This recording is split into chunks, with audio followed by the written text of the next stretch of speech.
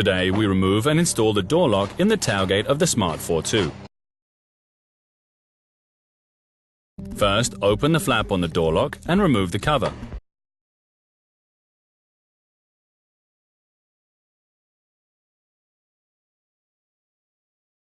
Then disconnect the electrical connector on the left side.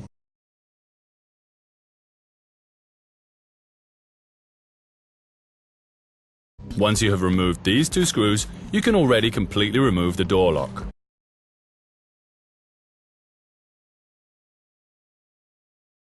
After reinstallation, check the function by locking the door lock mechanically and then by operating the trunk lid tailgate release. That's good. The work is complete.